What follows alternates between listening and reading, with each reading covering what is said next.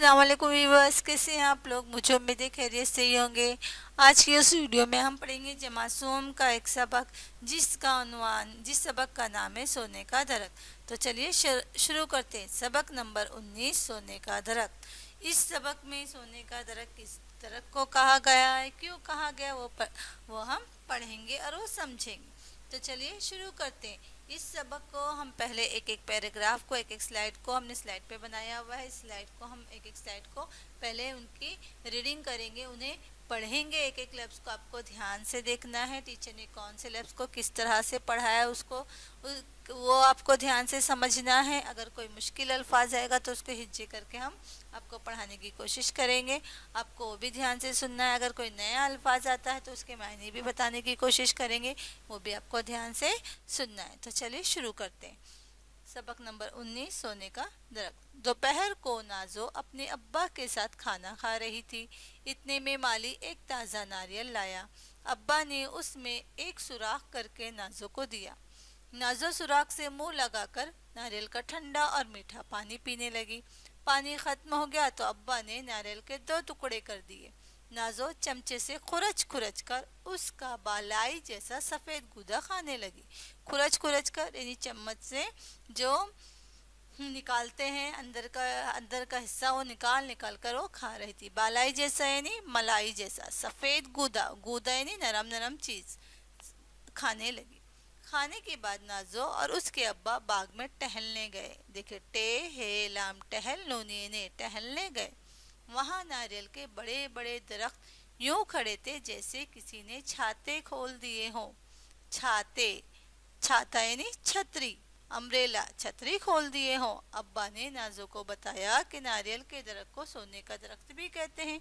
ये सुनकर नाजो की बड़ी बड़ी आंखें हैरत से फैल गईं।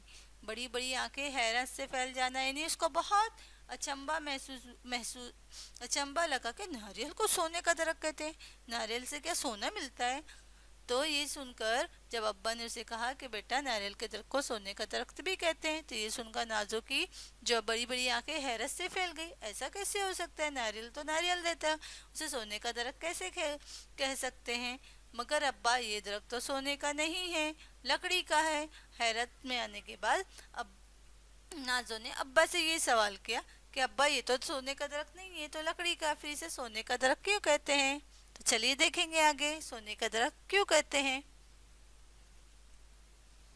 हाँ बेटी, ये सोने का बना हुआ तो नहीं है, मगर इसका हर हिस्सा किसी न किसी काम में आता है।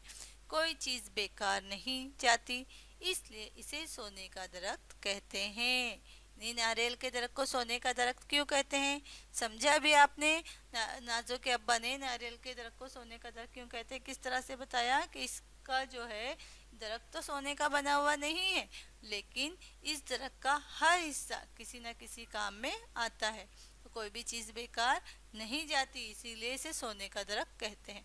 नाजो, अब्बा इसका तना तो इतना ऊंचा, ये किस काम आता है। फिर अब्बा ने कहा, नाजो ने अब्बा से सवाल किया। क्या सवाल किया, अब्बा इसका तना तो इतना ऊंचा, ये किस काम आता है। तो अब्बा ने नाजो को जवाब दिया, इसके तने से माहीगीर कश्तियां बनाते हैं। कश्तियां पता है ना आप लोगों को, माहीगीर किसे कहते हैं ना, मछलियां पकड़ने वालों को माहीगीर कहते हैं। और मछलियां पकड़ने वाले छोटी छोटी पानी की जो नाव, जिसे आप आम जबान में कहते हैं, छोटी छोटी पानी की जो कश्तियां बनाकर मछलियां पकड़ने के लिए नदी में जाते हैं, समंदर में जाते हैं। तो जो है माहीगीर क्या करते हैं, दरख्त के जो नारियल के दरख्त के तने से क्या करते हैं, कश्तियां बनाते हैं। इससे घरों की छतें भी बनाई जाती है। फिर नाजू ने कहा, अब्बा इसके पत्ते कितने बड़े बड़े हैं, हवा में झूमते हुए कितने भले मालूम होते हैं। भले मालूम होना यानी बहुत अच्छे लगना। इनसे क्या बनता होगा। तो फिर अब्बा ने जवाब दिया, पत्तों से तो बहुत सी चीजें बनती है। पत्तों से तो बहुत सी चीजें बनती हैं। पंखे बनते हैं, चटाइयाँ बनती हैं, झोपड़ों की छतें बनाई छाई जाती हैं, है ना।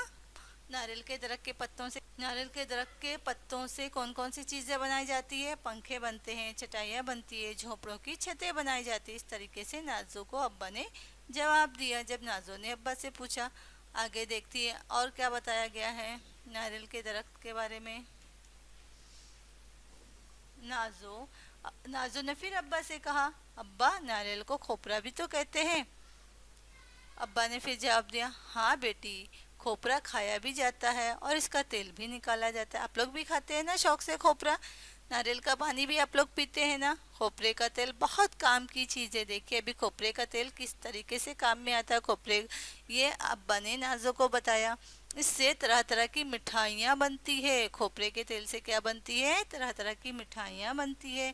कुछ लोग इसे घी की बजाय खाना पकाने में इस्तेमाल करते हैं। खोपरे का तेल सर में लगाने और साबुन बनाने के भी काम आता है। आप लोग की अम्मी भी लगाती होंगी आप लोगों के सर में खोपरे का तेल।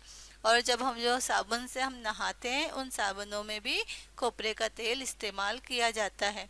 फिर नाजो ने अब्बा से कहा, अब्बा नारियल तो बड़े काम की चीज़ है। अब्बा ने कहा, हाँ हाँ, अभी तुमने पूरी बात सुनी भी नहीं। इसके रेशों से रस्सी बटी जाती है। रस्सी बांटना यानी रस्सी बुनना। इस रस्सी को काथा कहते हैं और काथे से पायदान। पायदान पता है ना आप लोग किसे कहते हैं? जो हम लोग हमारे दरवाजे के सामने पैर पोंछने के लिए जो चीज़ रखते हैं उसे पायदान कहते हैं। और चारपाइयाँ बुनी जाती। चारपाइयाँ पता है? चारपाइयाँ खाट खाट जो आप गांव वगैरह में जाते होंगे, अगर जो लोग बम्बई में रहते हैं तो उन्होंने नहीं देखा होगा। जो लोग गांव जाते हैं वहाँ पर चारपाइयाँ होती हैं और उसे रस्सी के कांटे से बुना हुआ होता है। आजकल रस्सी के कांटों जरा चुभती हैं तो कुछ लोग दूसरी चीज़ों का भी इस्तेमाल करते हैं, तो उन्हें चारपाइयाँ कहते हैं। तो पहले के लोग पहले रस्सी के कांटे से चारपाइयाँ भी बुनी जाती थी। फिर नाजो ने अब्बा से कहा, और अब्बा इसके खोल से पानी निकालने के डोंगे भी तो बनाए जाते हैं। पानी निकालने के डोंगे यानी कुएं से पानी निकालने के लिए जो बर्तन इस्तेमाल किया जाता है उसे डोंगे कहते हैं। तो पहले इसका जो नारियल के खोल होते थे, नारियल के खोल से पानी निकालने के डोंगे भी बनाए जाते थे। पानी निकालने के लिए जो बर्तन इस्तेमाल करते हैं उसे पानी निकालने के डोंगे कहते हैं। नाजो और अब्बा इसके खोल से पानी निकालने के डोंगे भी तो बनाए जाते हैं। अब्बा ने कहा, हाँ नाजो, ये तुमने खूब कहा। नारियल की हर चीज काम में आती है, इसीलिए तो इसे सोने का दरख्त कहते हैं। समझ आया बच्चों आपको भी? सोने का दरख्त क्यों कहते हैं नारियल के दरख्त को?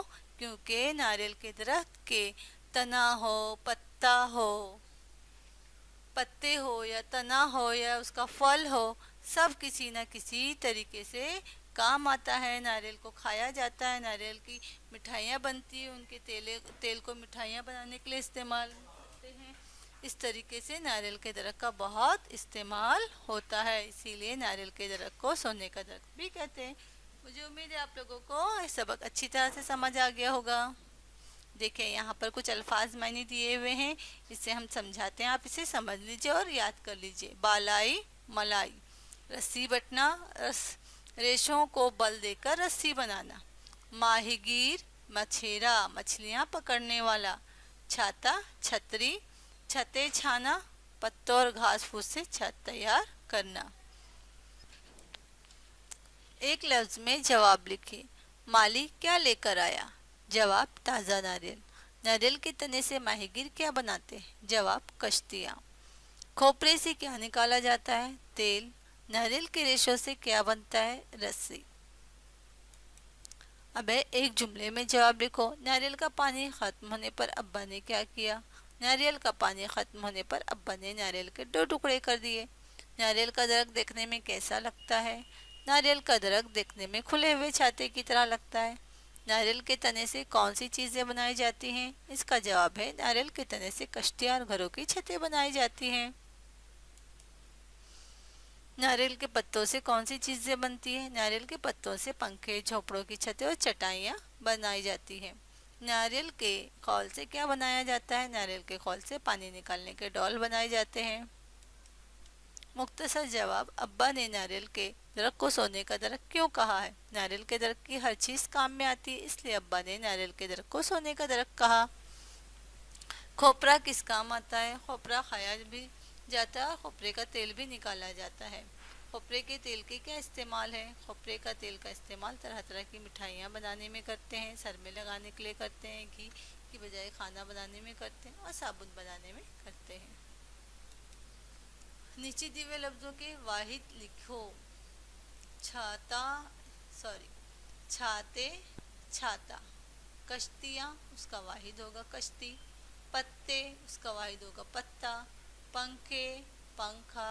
चटाइयाँ, चटाई। छतें, छत। गौर करके बताओ ऐसा कौन सा दरख्त है जिसके बहुत से फायदे हैं। तो नीम के दरख्त के भी बहुत से फ़ायदे होते हैं, सागवान के दरख्त के भी बहुत से फ़ायदे होते हैं, बबूल के दरख्त के भी बहुत से फ़ायदे होते हैं, ये शाहबलूत का दरख्त होता है उसके भी बहुत से फ़ायदे। और कुछ दरख्तों के नाम आपको ख़ुद गौर करना है, अपने वालिदैन से पूछना है और अपनी असातिज़ा से पूछना है। और भी बहुत से ऐसी जैसे दरख्त हैं जिनके बहुत से फ़ायदे होते हैं।